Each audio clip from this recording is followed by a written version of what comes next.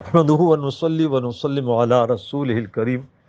ہمارا یہ جو سورہ مائدہ کا درس ہو، یہ تیسرا درس ہے آج، کہ ہم یہ ثابت کرتے ہیں کہ دیکھیں اگر انگور سے شراب بنا ہے وہ نشاور ہو یا نہ ہو وہ حرام ہے۔ اس کے علاوہ جو ہے اس کے ہم دلائل دیں گے، اگر وہ نشاور نہ ہو تو وہ حرام نہیں ہوگا۔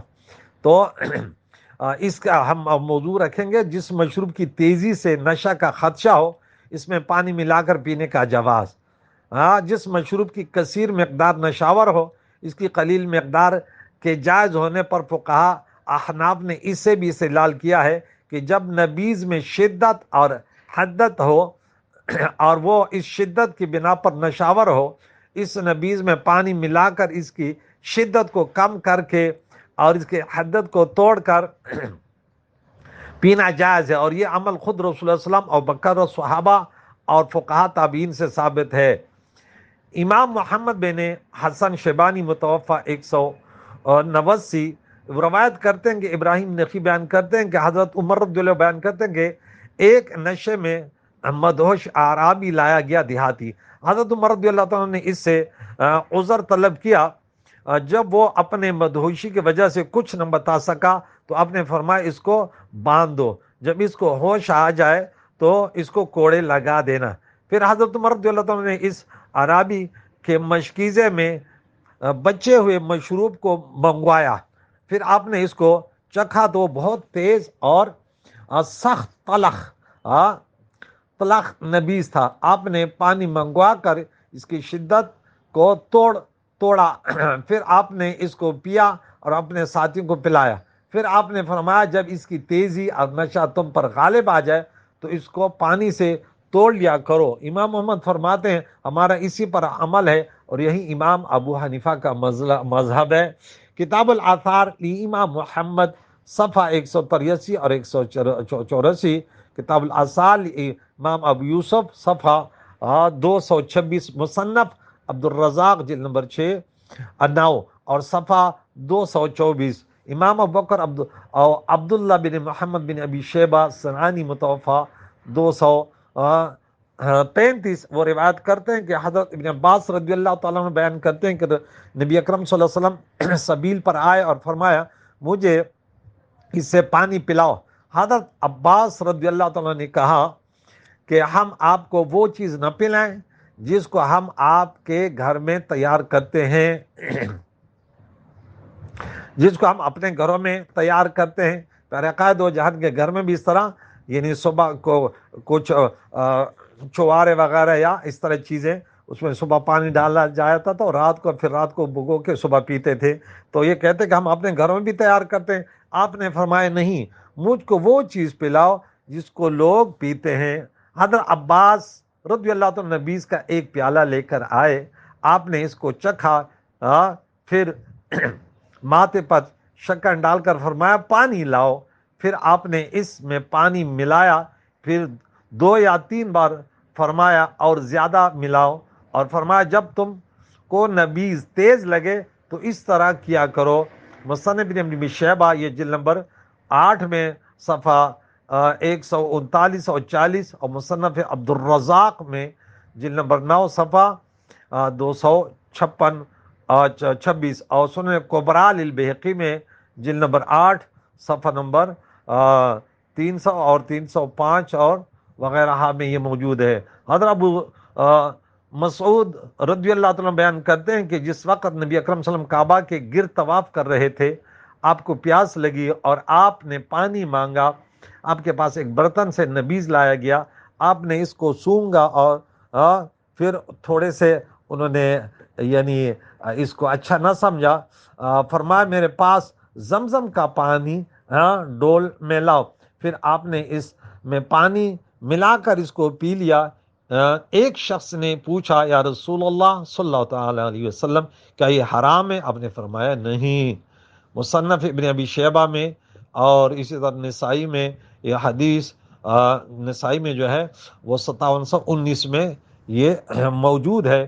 اس کے علاوہ جس مشروب کی کثیر مقدار نشاور ہو کہ قلیل مقدار کے حلال ہونے پر فقہاء احناف کے تھوڑے سے دلائل دے دیں کہ شمس الائمہ محمد بن احمد سرخسی متوفہ 483 وہ لکھتے ہیں کہ حضرت ابن عباس رضی اللہ تعالیٰ عنہ نے فرمایا خمر کو بے نہیں حرام کیا گیا ہے خواہ قلیل ہو یا کثیر، اور ہر مشروب میں سے نشاور کو حرام کیا گیا جو ہمارا موقف ہے اور مدلل انداز سے ہے۔ آپ لوگ کو اللہ سننے اور اس پر عمل کرنے کی توفیق عطا فرمائے۔ اس حدیث میں یہ دلیل ہے کہ کسی مشروب کا وہ آخری گھونٹ حرام ہے جس سے نشہ پیدا ہو، اور خمر میں عین ہی حرام ہے خواہ قلیل ہو یا کثیر۔ اور مثلث کشمش اور چھواروں کے پکے ہوئے پانی یعنی نبیذ میں قلیل اور کثیر کا فرق ہے۔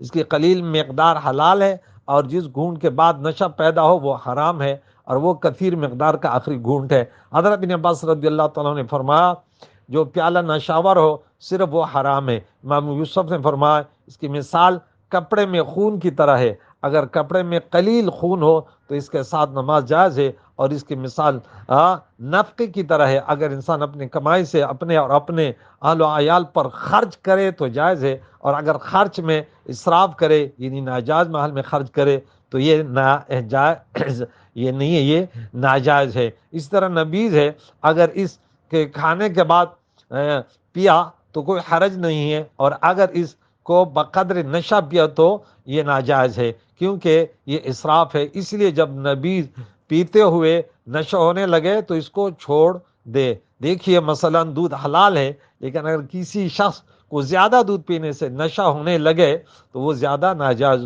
ہوگا دودھ۔ اور اس تمام تفصیل سے یہ بیان کرنا مقصود ہے کہ حرمت کا مدار جو ہے نشہ لانے والی چیز پر ہے۔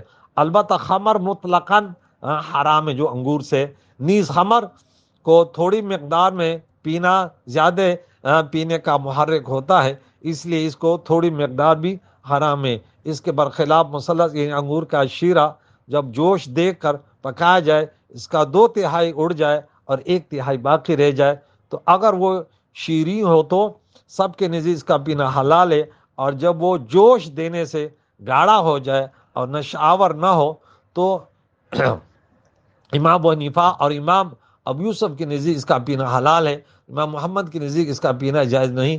اس کو مثلث کہتے ہیں۔ رد مختار جلد نمبر 5 صفحہ 290۔ اس کی قلیل مقدار کثیر کی محرک نہیں ہوتی، بلکہ اس کی قلیل مقدار کھانے کو ہضم کرتی ہے اور عبادت کرنے کی قوت دیتی ہے، اور اس کی کثیر مقدار سر میں درد پیدا کرتی ہے۔ کیا یہ مشاہدہ نہیں ہے کہ جو لوگ نشہ اور مشروبات کو پیتے ہیں مثلث میں بالکل رغبت نہیں کرتے؟ مبسوط میں جلد نمبر 24 صفحہ 8 اور 9 پر یہ مرقوم ہے۔ مطبوعہ دار معرفہ بیروت 1398۔ علامہ بدر الدین محمود بن احمد عینی متوفہ 855 ہجری لکھتے ہیں کہ آج کا تقاضا ہے کہ نشاور چیز کی قلیل مقدار حرام نہ ہو، کیونکہ اللہ تعالیٰ نے خمر کو حرام کرنے کی وجہ بیان کی ہے کہ خمر اللہ کے ذکر اور نماز سے روکتی ہے اور بغض اور عداوت پیدا کرتی ہے، اور نشہ اور مشروب کو قلیل مقدار میں پینے سے یہ اوصاف پیدا نہیں ہوتے، اور اگر ہم ظاہر آیت کا لحاظ کریں تو قلیل مقدار میں بھی خمر حرام نہیں ہونی چاہیے، لیکن ہم نے خمر کی قلیل مقدار میں اس قیاس کو چھوڑ دیا کیونکہ تمام مسلمانوں کا اس پر اجماع ہے کہ خمر مطلقاً حرام ہے خواہ قلیل ہو یا کثیر۔ البتہ خمر کے علاوہ باقی نشاور مشروبات میں ظاہر آیت کا اعتبار کیا جائے گا کیونکہ ان کی قلیل مقدار اللہ کے ذکر سے نہ روکتی ہے نہ نماز سے، اور نہ اس میں بغض عداوت پیدا کرتی ہے۔ البنایا جلد نمبر 11 صفحہ 443 پر یہ مرقوم ہے۔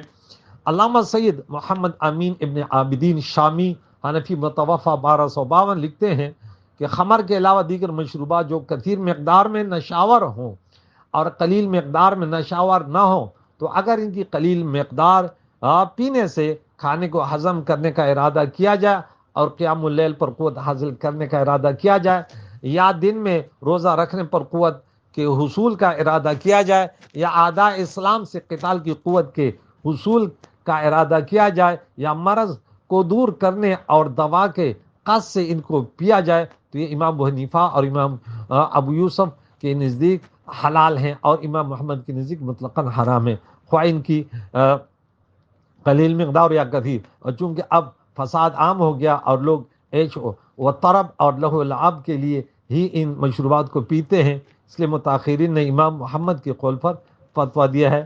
رد مختار جلد نمبر 5 صفحہ 293 پر یہ مرقوم ہے.